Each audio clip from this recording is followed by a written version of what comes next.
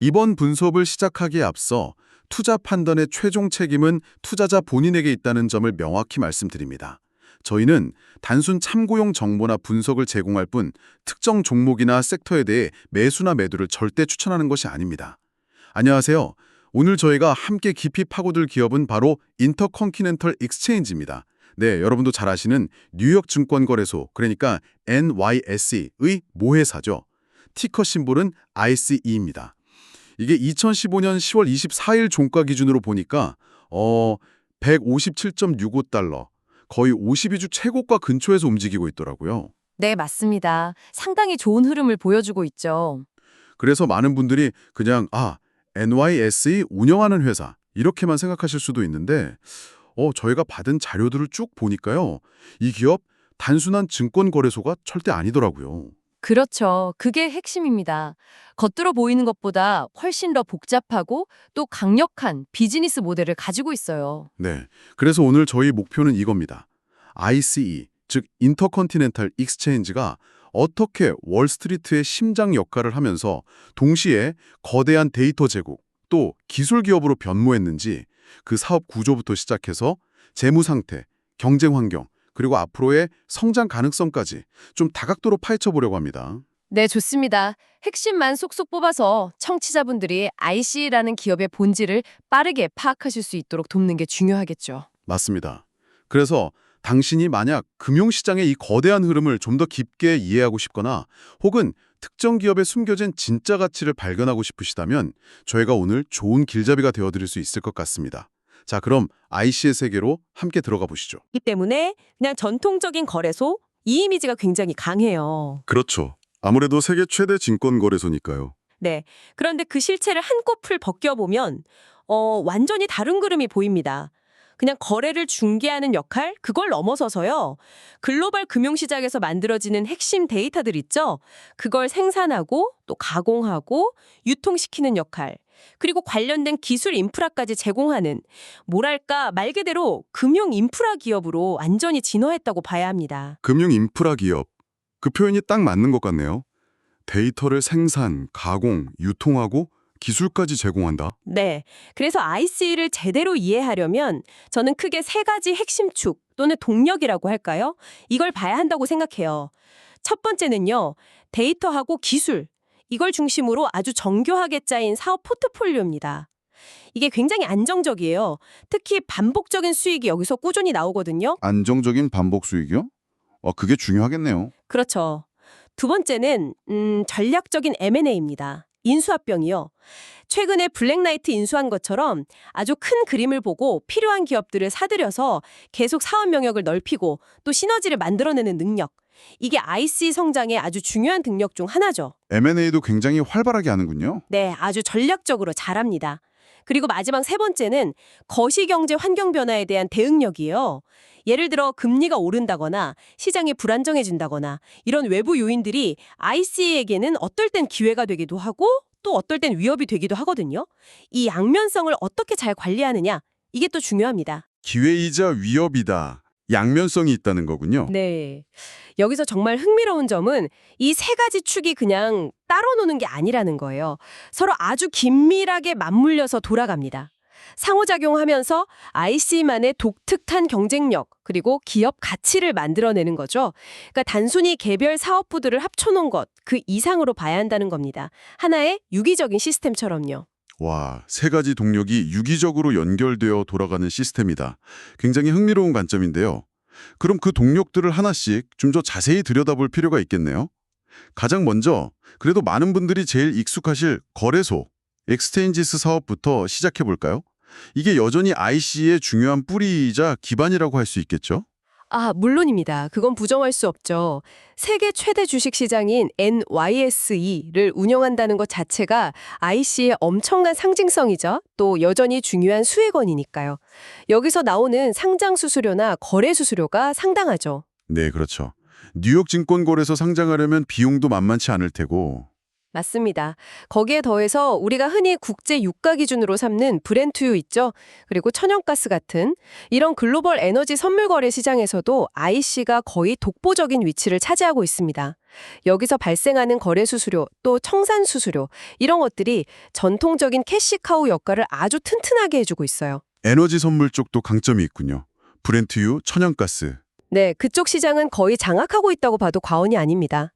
특히 요즘처럼 지정학적 리스크가 커진다거나 아니면 경제 전망이 좀 불투명해진다거나 할 때 있잖아요. 네, 요즘 그런 상황이 잦죠. 그럴 때 기업들이나 큰손 투자자들은 앞으로 가격이 어떻게 변동할지 모르니까 그 위험을 피하고 싶어 하거든요. 그걸 해징이라고 하죠. 네, 위험 회피. 네. 네, 그래서 선물이나 옵션 같은 파생 상품을 이용해서 미리 위험을 관리하려고 합니다.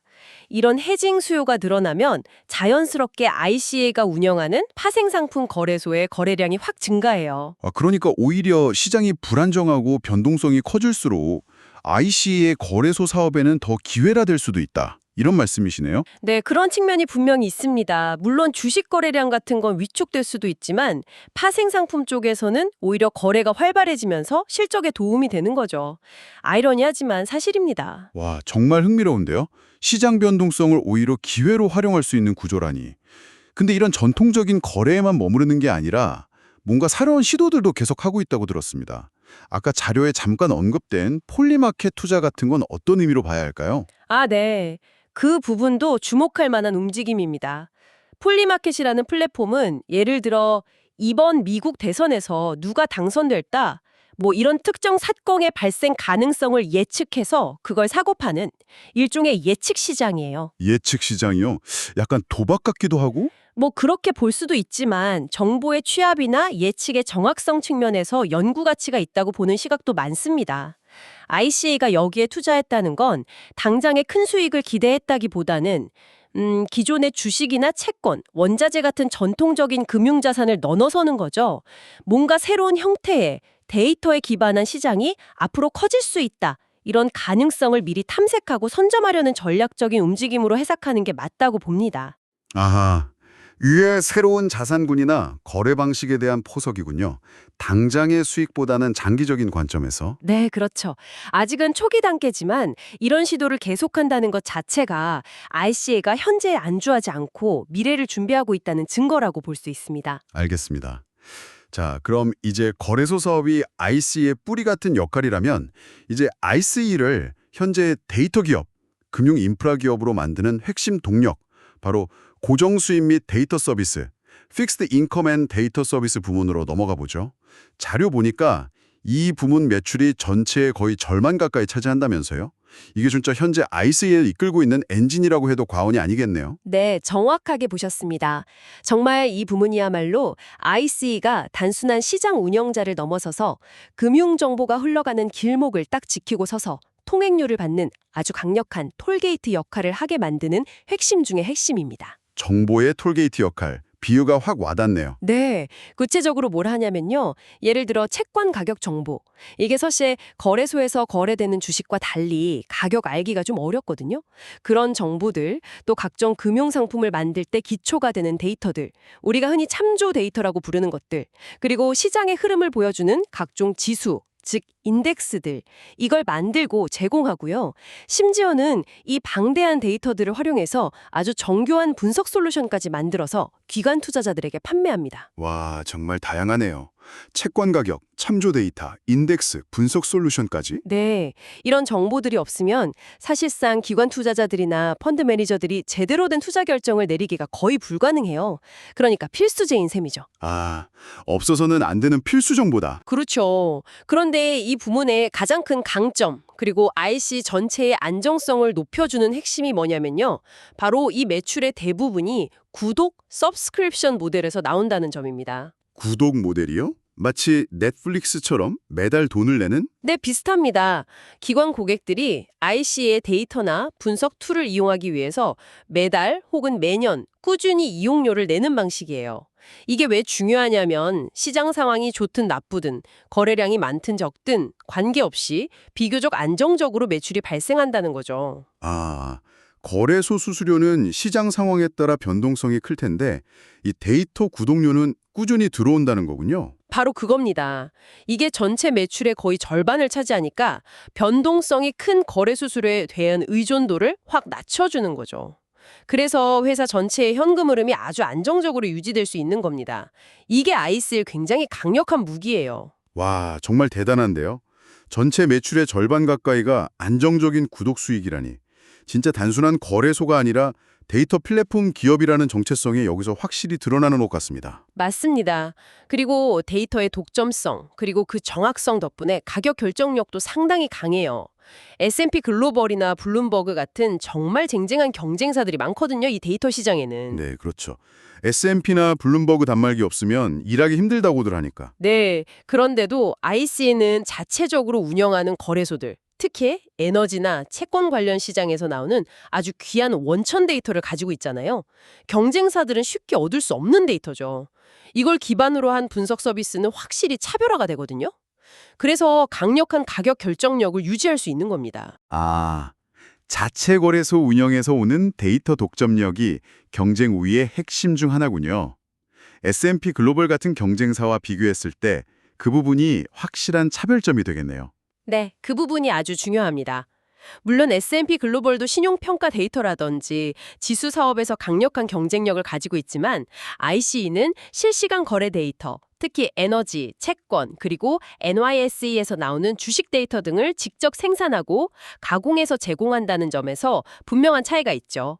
또 특정 자산군, 예를 들어 에너지나 모기지 관련 데이터에 있어서는 ICE가 훨씬 더 깊이 있는 전문성과 데이터를 보유하고 있고요. 단순히 데이터 양만 많은 게 아니라 특정 분야에서의 깊이와 독점성이 중요하다는 거군요. 그렇죠.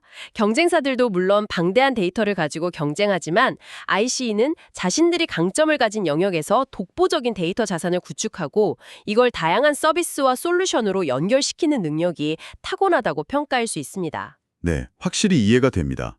안정적인 데이터 수익이라는 든든한 기반 위에 ICE가 다음 성장 동력으로 상당히 공을 들이고 있는 분야가 바로 모기지 기술, 모기지 테크놀로지 부문인 것 같아요.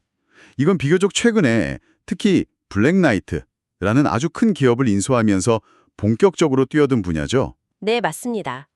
이 모기지 기술 분야는 IC의 미래 성장 전략에서 정말 빼놓을 수 없는 아주 중요한 축으로 자리 잡고 있습니다.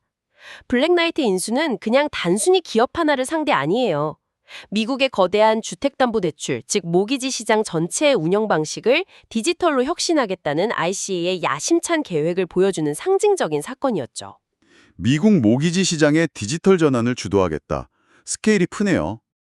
대출 신청부터 시작해서 서류 심사, 담보평가, 대출 실행, 그리고 나중에 원리금 상환 관리까지 이 전 과정이 여러 단계로 나뉘어 있고 종이 서류 작업도 많고 시간도 오래 걸리고요. 미국 영화 같은 거 보면 서류 더미에 파묻혀서 일하는 장면들 나오잖아요. 약간 그런 느낌인가요? 네, 실제로 그런 부분들이 여전히 남아 있습니다. ICE는 바로 이 지점을 파고든 거죠. 블랙나이트가 원래 가지고 있던 기술력에 ICE의 데이터와 네트워크를 결합해서 이 모기지 대출의 전 과정을 하나로 통합하는 디지털 플랫폼을 제공하겠다는 겁니다. 은행이나 모기지 대출 기관들이 이 플랫폼을 쓰면 훨씬 더 효율적으로, 더 적은 비용으로 업무를 처리할 수 있게 되는 거죠. 은행이나 대출 기관들의 업무 효율성을 높여주는 솔루션을 제공한다. B2B 사업이군요. 그렇죠. 장기적으로 보면 미국 주택시장과 모기지 산업의 디지털화는 거스를 수 없는 흐름이기 때문에 여기서 엄청난 성장 기회가 있다고 보고 아주 공격적으로 투자하고 있는 겁니다. 이 시장을 선점하겠다는 의지가 강한 거죠. 잠재력은 정말 커 보이네요. 미국 모기지 시장 규모를 생각하면. 네, 잠재력은 분명히 큽니다. 하지만 동시에 이 사업은 아주 명확하고 큰 리스크도 안고 있어요. 리스크요? 어떤 리스크죠? 바로 거시경제 환경, 특히 금리 변동에 매우 민감하다는 점입니다. 금리. 역시 그게 문제군요. 지금처럼 금리가 높은 상황에서는 당연히 부담이 될 수밖에 없겠네요. 맞습니다. 지금 자료에도 나와 있지만 2025년 10월 현재 기준으로 미국의 30년 만기 고정 모기지 금리가 평균 6.37% 정도 돼요. 이게 팬데믹 이전과 비교하면 상당히 높은 수준이거든요. 네, 6% 되면 확실히 높죠. 이렇게 금리가 높으면 어떤 현상이 벌어질까요?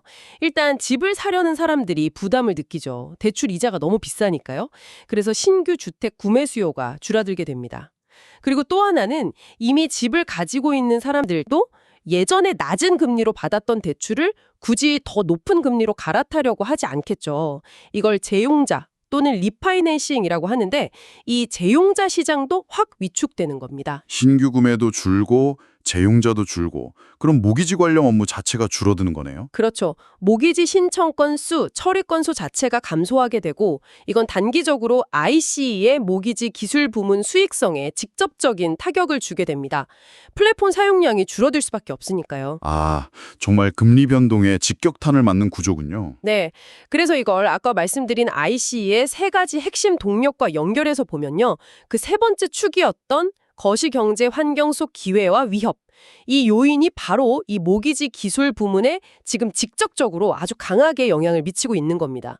현재의 고금리 환경은 ICD에게 분명한 위협 요인인 거죠. 단기적으로는 위협이다. 하지만 장기적으로는 또 기회가 될 수도 있지 않을까요? 금리가 언젠가는 다시 내려갈 수도 있을 테니까요. 정확합니다. 그게 바로 이 사업의 또 다른 측면이죠. 지금은 고금리 때문에 수요가 억눌려 있지만 만약 앞으로 금리가 안정되거나 다시 하락하는 사이클로 접어들게 되면 어떻게 될까요? 그동안 미뤄왔던 주택 구매 수요, 재융자 수요가 한꺼번에 몰려 나올 수 있습니다. 그렇게 되면 이 모기지 기술 부문이 언제 그랬냐는 듯이 다시 강력한 성장 엔진으로 돌변할 수 있는 잠재력 또한 분명히 가지고 있는 거죠. 와, 정말 동전의 양면 같네요. 장기적인 성장 잠재력과 단기적인 거시경제 리스크가 공존하는 사업이다. 이걸 투자자들이 잘 판단해야겠네요. 네, 맞습니다. 그래서 이 모기지 기술 부문을 볼 때는 항상 단기적인 어려움과 장기적인 기회를 균형 있게 바라보는 시각이 필요합니다. 알겠습니다. 자, 그럼 이제 ICE의 재무 상태 그리고 시장에서의 경쟁 구도를 좀 더 자세히 들여다볼 시간이 된 것 같습니다. 앞서 말씀하신 것처럼 여러 가지 어려운 환경 요인들이 있었음에도 불구하고 최근 실적 발표를 보면 꽤 괜찮았던 것 같은데요. 2025년 2분기 실적을 구체적으로 보면 주당 순이익, 그러니까 EPS가 1.81달러로 시장 예상치였던 1.77달러를 넘어섰고요. 전년 동기 대비해서는 무려 19%나 증가했더라고요. 매출도 25억 4천만 달러로 예상치에 부합했고 전년 동기 대비 9% 성장했고요. 네, 맞습니다. 2025년 2분기 실적은 시장에 우려가 꽤 있었음에도 불구하고 상당히 견조한, 아니 오히려 인상적인 모습을 보여줬다고 평가할 수 있습니다. EPS 성장률이 19%라는 건 정말 대단한 거죠. 매출 성장률 9%도 안정적이고요. 이런 어려운 환경 속에서도 이렇게 성장할 수 있었던 비결은 뭘까요? 역시 그 데이터 서비스 부문의 힘인가요? 네, 그게 가장 크다고 분석됩니다. 앞서 길게 설명드렸던 그 고정 수입 및 데이터 서비스 부문의 안정적인 구독 기반 매출이 흔들림 없이 받쳐줬고요. 거기에 더해서 시장 변동성 덕분에 파생 상품 거래가 늘어난 거래소 부문도 견조한 실적을 내는데 기여를 했습니다. 이 두 개의 엔진이 잘 돌아가면서 모기지 기술 부문의 단기적인 부진을 어느 정도 상쇄해 준 거죠. 아, 포트폴리오가 잘 분산되어 있어서 서로 보완해주는 효과가 있었군요. 그렇죠. 이게 바로 IC 비즈니스 모델의 강점 중 하나입니다. 그럼 이제 가치평가, 즉 밸류에이션 측면을 한번 볼까요? 현재 주가, 아까 말씀하신 157.65달러 기준으로 계산해 보면 후행 P, 그러니까 지난 12개월 순이익 대비 주가 비율은 30.27배 정도 됩니다. 그리고 향후 1년 예상 순이익을 기준으로 하는 선행 P는 23.43배 수준이고요. 후행 PE가 30배, 선행 PE가 23배. 이게 어느 정도 수준인가요? 전통적인 금융회사 기준으로 보면 약간 좀 높게 느껴질 수도 있을 것 같은데요. 네, 아주 좋은 지적이십니다. 만약 IC를 그냥 평범한 은행이나 증권사 같은 전통적인 금융주로만 본다면 P 30배, 23배는 분명히 다소 높은 수준이라고 생각할 수 있습니다. 부담스럽다고 느낄 수도 있죠. 네, 보통 금융주 PE는 10배 내외인 경우도 많으니까요. 맞습니다. 그런데 시장 참여자들, 특히 기관 투자자들은 IC를 그렇게 보지 않는 경향이 강해요.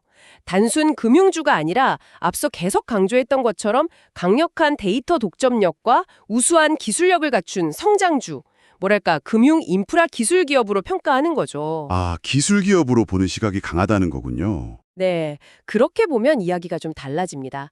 기술 기업들은 보통 성장 기대감 때문에 더 높은 PE 배수를 받잖아요. IC도 마찬가지로 안정적인 반복 매출 비중이 아주 높다는 점, 그리고 모기지 기술처럼 미래 성장을 이끌 새로운 동력을 성공적으로 확보했다는 점, 또 M&A를 통해서 계속 시너지를 창출해내는 능력, 이런 것들을 다 종합적으로 고려하면 현재의 밸류에이션이 어느 정도는 정당화될 수 있다. 이런 분석이 많습니다. 성장성과 수익의 질을 고려하면 이해가 된다는 거군요. 그렇죠. 실제로 월가의 애널리스트들도 향후 1년간 IC의 EPS가 지금보다 11.74% 더 성장할 것이다. 이렇게 예측하고 있습니다. 이 정도면 꽤 높은 성장률이죠. 그리고 또 하나, 주주 환원 측면도 봐야 하는데요. IC가 벌써 10년 넘게 꾸준히 배당금을 지급해왔고 또 그 금액을 계속 늘려온 대표적인 배당 성장주라는 점도 투자 매력도를 높이는 요인 중 하나입니다. 성장도 하면서 배당까지 꾸준히 늘려준다. 투자자 입장에서는 상당히 매력적인 조합이네요. 높은 밸류에이션이 어느 정도 설명되는 것 같습니다. 하지만 이렇게 매력적인 사업을 하고 있고 성장성도 좋다면 당연히 경쟁자들이 가만히 보고만 있지는 않겠죠. IC는 구체적으로 어떤 기업들과 경쟁하고 있다고 봐야 할까요? 경쟁 환경은 정말 치열합니다. 각 사업 부문별로 아주 강력한 글로벌 경쟁자들이 딱 버티고 서 있죠. 이걸 좀 나눠서 봐야 하는데요. 네, 나눠서 설명해 주시면 좋겠네요. 우선 전통적인 파생상품 거래소 사업에서는 시카고 상업거래소, 즉 CME 그룹과 거의 양강 구도를 형성하고 있습니다. 오랜 라이벌이죠. CME 그룹 들어봤습니다. 네. 보통 사람들은 CME 하면 옥수수나 밀 같은 농산물, 아니면 금리나 통화 관련 파생상품을 떠오르고요. IC 하면 아까 말한 브렌트유 같은 에너지, 아니면 커피나 설탕 같은 일부 농산물, 소프트 커모디티라고 하죠. 에서 강점을 보인다고 알려져 있습니다. 서로 주력 분야가 약간 다르긴 하지만 계속해서 서로의 영역을 넘보면서 치열하게 경쟁하고 있죠. 파생상품 쪽은 CME 그룹이 가장 큰 경쟁자군요. 그럼 주식 상장이나 데이터 서비스 쪽은요? 주식 상장 그리고 관련 데이터 서비스 분야에서는 뭐니 해도 나스닥이 가장 큰 경쟁자입니다. NYSE와 나스닥은 미국 주식 시장을 양분하고 있다고 해도 과언이 아니죠.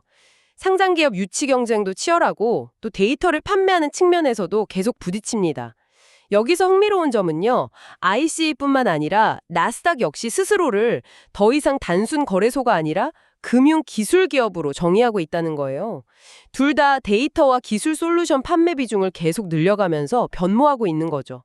어떻게 보면 서로 닮아가면서 경쟁하는 셈입니다.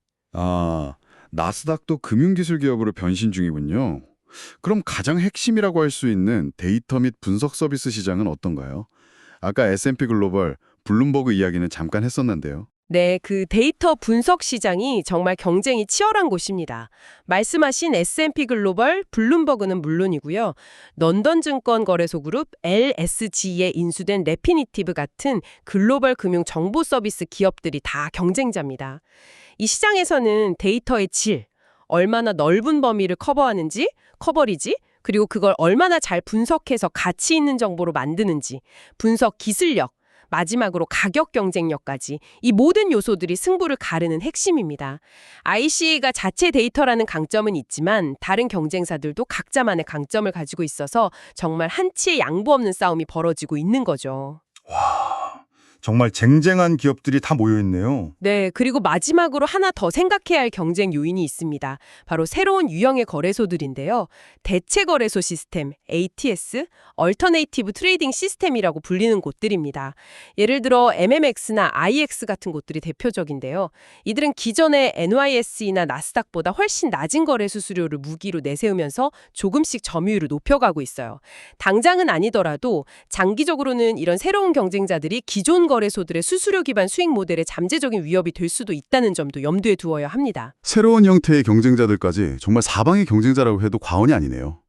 거인들의 싸움터 같은 느낌입니다.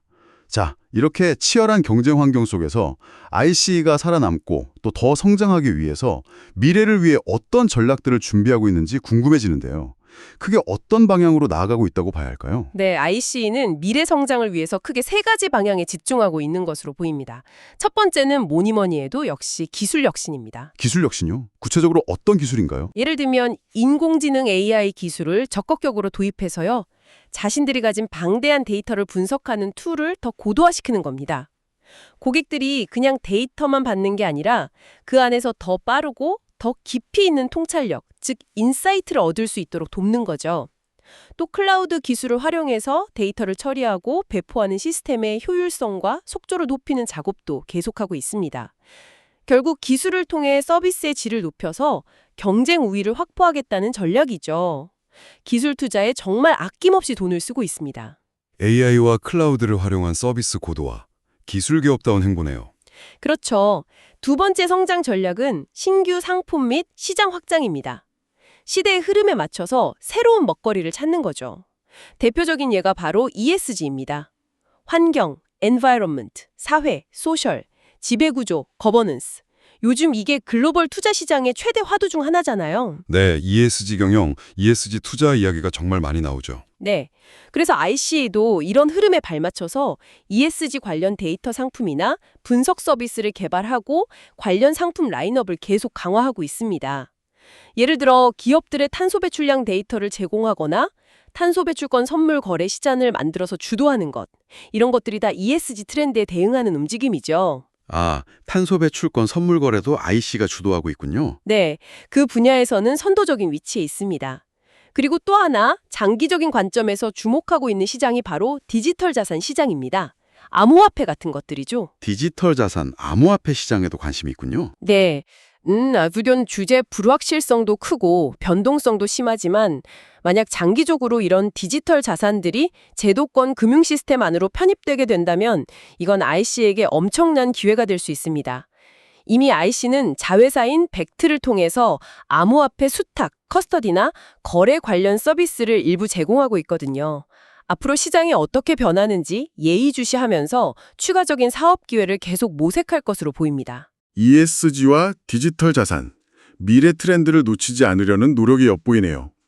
그럼 세 번째 전략은 뭔가요? 세 번째는 IC가 원래부터 아주 잘해왔던 거죠. 바로 전략적 M&A 가능성입니다. 앞으로도 계속해서 좋은 매물이 나온다면 과감하게 인수합병에 나설 수 있다는 겁니다.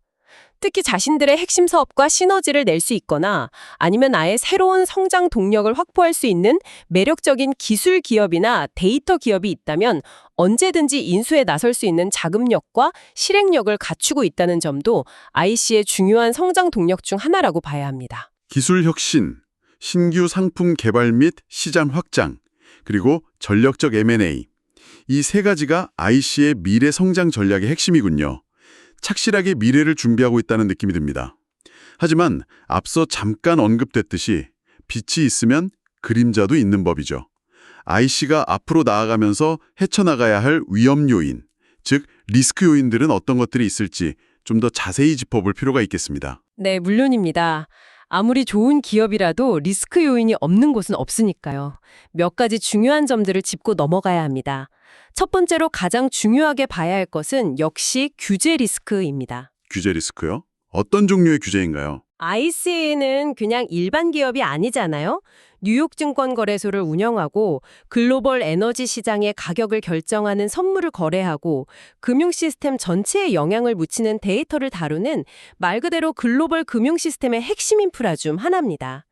그렇기 때문에 미국 증권거래위원회 SEC, 상품선물거래위원회 CFTC뿐만 아니라 전 세계 각국의 금융당국으로부터 아주 엄격한 감독과 규제를 받습니다. 네, 그럴 수밖에 없겠네요.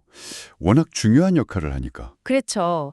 예를 들어 앞으로 금융기관에 대한 자본 규제가 더 강화된다거나 혹은 금융거래에 새로운 세금, 거래세 같은 것이 도입된다거나 하는 논의가 현실화되면 IC의 수익성에 직접적인 영향을 미칠 수 있습니다. 또 데이터 접근성이나 가격 정책, 수수료 등에 대한 규제가 새롭게 생기거나 강화될 가능성도 항상 열려 있고요. 이런 규제 환경의 변화는 IC에게는 늘 잠재적인 위험 요인이 될 수밖에 없습니다. 규제 변화가 사업에 직접적인 영향을 줄 수 있다. 첫 번째 리스크군요. 또 다른 리스크는 없을까요? 두 번째로 심각하게 고려해야 할 리스크는 바로 사이버 보안 리스크입니다. 아, 사이버 보안. 이건 정말 중요하겠네요. 네, 한번 상상해 보세요. ICA가 다루는 금융 데이터와 거래 정보의 양과 중요성이 얼마나 막대할지 이건 정말 상상을 초월하는 수준입니다. 그렇기 때문에 해킹 공격, 시스템 마비를 노리는 디도스 공격, 데이터를 인질로 잡는 랜섬웨어 공격, 내부 정보 유출, 시스템 장애 등 온갖 종류의 사이버 위협에 상시적으로 노출되어 있다고 봐야 합니다. 그리고 만약 이런 위협이 현실화돼서 단 한 번이라도 심각한 보안 사고가 터진다면 그 파급력은 정말 엄청날 겁니다. 금전적인 손실은 물론이고 IC라는 기업의 신뢰도와 시장에서의 평판에 치명적인 타격을 입힐 수 있죠. 그래서 사이버 보안 강화는 IC에게는 정말 사활을 건 과제라고 할 수 있습니다. 데이터가 핵심 자산인 만큼 그걸 지키는 보안이 정말 중요하군요. 세 번째 리스크는 어떤 건가요? 세 번째는 앞에서 계속 강조했던 부분인데요. 바로 거시경제의 불확실성입니다. 이건 IC가 통제할 수 없는 외부 요인이죠. 네, 금리 변동이나 경기 침체 같은 것들이요. 맞습니다. 이런 거시경제 변수들이 아까 말씀드린 모기지 기술 부문에는 아주 즉각적이고 직접적인 영향을 주고요. 뿐만 아니라 만약 경기 침체가 깊어지면 전반적인 금융시장의 거래량 자체가 줄어들 수 있고 기업들이 자금 조달을 꺼리면서 기업 공개, IPO 활동 같은 것도 크게 위축될 수 있습니다. 이렇게 되면 ICA의 다른 사업 부문들, 그러니까 거래소 사업이나 데이터 서비스 사업에도 간접적으로 부정적인 영향을 미칠 수 있는 거죠. 거시경제 상황이 거의 모든 사업 부문에 영향을 미칠 수 있다는 거군요. 네. 그래서 이것은 우리에게 중요한 질문을 던집니다. IC 경영진이 이렇게 복합적이고 예측하기 어려운 규제 리스크, 사이버 보안 리스크, 그리고 거시경제 리스크들을 과연 얼마나 효과적으로 관리하고 또 위기 상황에 잘 대응할 수 있느냐. 이것이 앞으로 IC가 지속적으로 성장할 수 있을지를 결정짓는 가장 중요한 관건 중 하나가 될 것입니다. 네, 정말 그렇네요. 리스크 관리 능력이 정말 중요해 보입니다. 자, 오늘 이렇게 쭉 들어보니 IC는 정말 여러 얼굴을 가진 아주 다각적인 면모를 지닌 기업이라는 생각이 듭니다. 많은 사람들이 아는 NYSE라는 강력한 브랜드와 상징성을 가지고 있지만 그 이면에서는 금융시장의 필수적인 데이터를 생산하고 가공하고 또 기술 솔루션을 제공하면서 보이지 않는 곳에서 금융시장의 인프라를 실제로 움직이고 있는 거대한 기업이다. 이렇게 봐야 할 것 같아요. 네, 정확히 보셨습니다. 그게 핵심입니다. 그리고 또 인상적이었던 것은 안정적인 데이터 구독 수익과 장기적인 성장 동력으로 키우고 있는 모기지 기술 부문이 변동성이 상대적으로 클 수 있는 전통적인 거래소 사업을 잘 보완해주면서 상당히 균형 잡힌 사업 포트폴리오를 구축했다는 점입니다. 그렇죠. 위험 분산이 잘 되어 있는 편이죠. 그래서 이게 다 무슨 의미일까요? 오늘 우리가 나눈 이야기를 종합해보면 결국 당신이 IC라는 기업을 평가할 때는 그냥 뉴욕 증권거래소 운영하는 회사 이렇게 단순하게 볼 것이 아니라 금융산업 전체의 디지털 전환을 앞에서 이끌고 있는 데이터 기반의 금융 솔루션 기업 혹은 금융 인프라 기술 기업이라는 새로운 관점에서 접근해야 한다는 것. 이게 가장 중요한 결론이 아닐까 싶습니다. 네, 전적으로 동의합니다. 투자자 관점에서도 마찬가지예요. IC를 단순히 전통적인 금융주 섹터에 넣고 다른 은행이나 증권사와 비교하기보다는 오히려 마이크로소프트나 구글 같은 빅테크 기업은 아니더라도 S&P 글로벌이나 무디스 같은 데이터 플랫폼 기업들과 비교하면서 그 가치를 평가하는 것이 더 합리적일 수 있다는 거죠. 아, 비교 대상을 다르게 봐야 한다는 거군요. 네, 물론 단기적으로는 아까 이야기했던 고금리 환경 때문에 모기지 시장이 겪는 어려움이라든지 치열한 경쟁 환경 같은 도전 과제들이 분명히 존재합니다. 그건 무시할 수 없죠. 하지만 좀 더 긴 호흡으로 장기적인 관점에서 본다면 어떨까요? 금융시장에서 데이터의 중요성과 가치는 앞으로 계속해서 더 높아질 수밖에 없을 겁니다. 그리고 블랙라이트 인수처럼 성공적인 M&A를 통해서 확보한 시장 지배력과 거기서 나오는 시너지 효과, 또 ESG나 미래에 등장할지도 모를 새로운 자산 클래스로 사업을 확장할 수 있는 잠재력, 이런 긍정적인 요인들이 저는 훨씬 더 많다고 평가합니다. 단기적인 어려움보다는 장기적인 성장 가능성에 더 주목해야 한다. 네. 그래서 앞으로 IC가 당면한 이 단기적인 어려움들을 어떻게 지혜롭게 극복해 나가고 자신들이 가진 데이터와 기술이라는 이 강력한 무기를 활용해서 금융시장 내에서의 영향력을 앞으로 얼마나 더 확대해 나갈 수 있을지 이걸 지켜보는 것은 단순히 IC라는 한 기업의 성장을 넘어서서 앞으로 글로벌 금융시장이 어떻게 변해갈 것인가 그 미래 트렌드를 읽을 수 있는 아주 중요한 바로미터가 될 것이라고 생각합니다. 와, IC의 행보가 글로벌 금융시장의 미래를 가늠하는 척도가 될 수 있다? 정말 의미심장한 말씀이네요. 오늘 인터컨티넨탈 익스체인지 IC에 대해서 정말 깊고 넓게 이야기를 나눠봤습니다. 데이터를 생산하고 기술을 통해 금융시장에 보이지 않는 신경망 역할까지 하는 IC의 현재와 미래 모습을 보니 문득 이런 상상도 해보게 됩니다. 어떤 상상이신가요? 만약에요, 앞으로 한 10년 안에 지금 우리로서는 상상하기 어려운 완전히 새로운 유형의 자산들이 등장한다고 가정해보죠. 예를 들면 뭐가 있을까요? 개인의 온라인 평판 데이터가 금융자산처럼 거래된다거나 아니면 메타버스 같은 가상세계 안에 디지털 자산이나 권리 같은 것들이 지금의 주식이나 채권처럼 제도권 금융시장에서 아주 활발하게 거래되기 시작한다면 말입니다. 그때가 되면 과연 IC는 어떤 역할을 하게 될까요? 흥미로운 질문이네요. 새로운 자산 클래스의 등장이라? 네. 그런 완전히 새로운 시장과 자산이 등장했을 때 IC는 지금의 데이터와 기술 역량을 바탕으로 어떻게 더 진화할 수 있을지, 또 그런 미래를 성공적으로 맞이하기 위해서 IC는 지금부터 어떤 새로운 역량들을 더 키워나가야 할지 한번 생각해보는 것도 재미있을 것 같습니다. 자, 이것을 오늘 저희가 당신에게 던지는 마지막 질문으로 남겨두겠습니다. 당신의 생각은 어떠신가요? 다시 한번 말씀드리지만 투자 판단의 최종 책임은 투자자 본인에게 있다는 점을 명확히 말씀드립니다. 저희는 단순 참고용 정보나 분석을 제공할 뿐 특정 종목이나 섹터에 대한 매수나 매도를 절대 추천하는 것이 아닙니다. 항상 여러분의 성공 투자를 기원합니다. 내용이 좋으셨다면 구독, 좋아요 부탁드립니다.